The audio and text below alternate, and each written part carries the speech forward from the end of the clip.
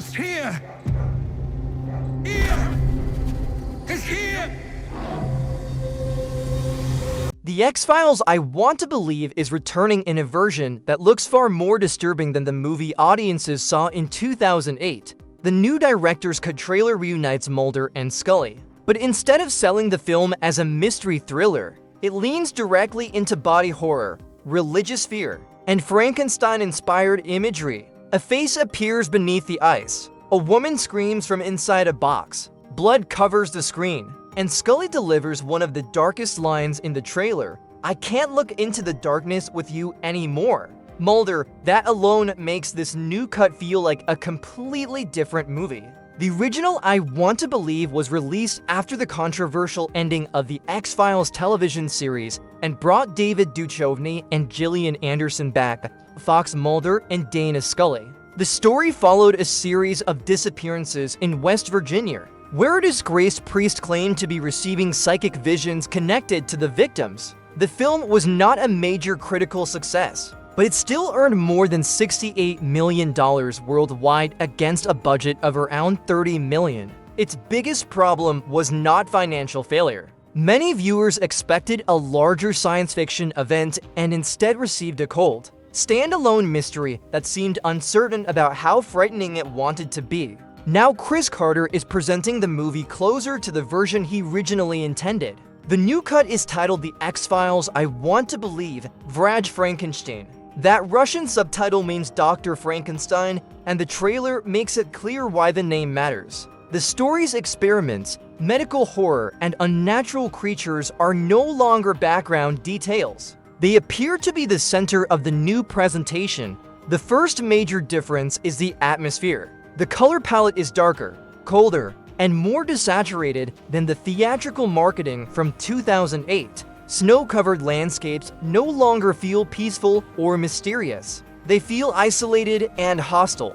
The music uses sharp, screaming strings that recall classic psychological horror scores, especially Bernard Herrmann. The editing is also faster and more aggressive. Instead of allowing the mystery to unfold slowly, the trailer attacks the viewer with flashes of surgical tools, blood, trapped victims, and distorted bodies. It feels less like a traditional X-Files investigation and more like a nightmare Mulder and Scully cannot escape. One of the most effective images shows a human face beneath the ice. It is a simple shot, but it captures what this story should have been about. Something human buried beneath something cold, unnatural and almost impossible to reach. Another scene shows a woman trapped inside a box, begging to be released. The trailer does not explain whether this is a recovered sequence or a more graphic version of existing material, but the image immediately raises the stakes. Then there is the two-headed dog attacking Mulder.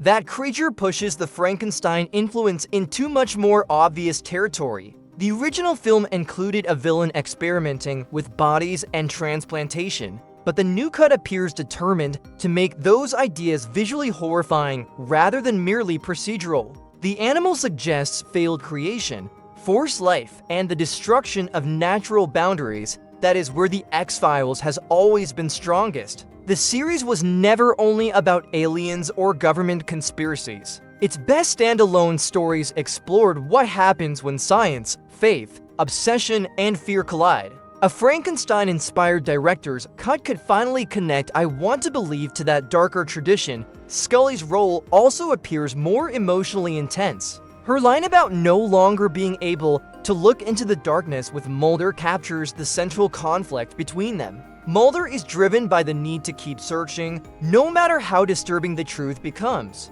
Scully understands that the search itself can destroy the people involved. Their relationship has always depended on that tension. Mulder needs Scully because she gives his obsession structure. Scully needs Mulder because he forces her to consider possibilities she would otherwise reject. But this story places them at a point where that balance is no longer stable.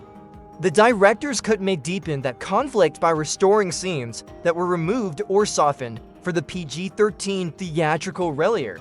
Say, David Duchovny previously described Carter's original version as too frightening for that rating, suggesting the movie may have lost more than a few moments of violence during editing. The exact amount of restored footage is still unknown. Hulu has not confirmed the final runtime, and an earlier extended edition was only around 3 minutes longer than the theatrical cut. Viewers should not automatically expect an entirely new film. However, a director's cut does not need 30 minutes of additional footage to change the experience. Different editing, restored violence, altered music, darker color grading, and a few important character scenes can completely change a movie's tone.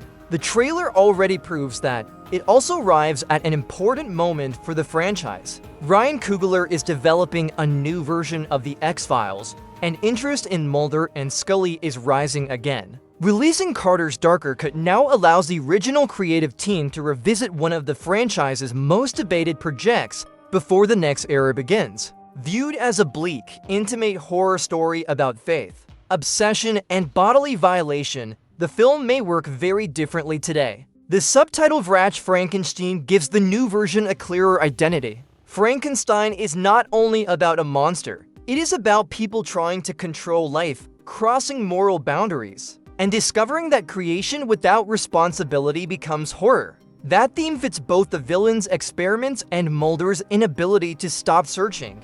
Both men are driven by belief. The difference is what they are willing to sacrifice to prove that belief is justified.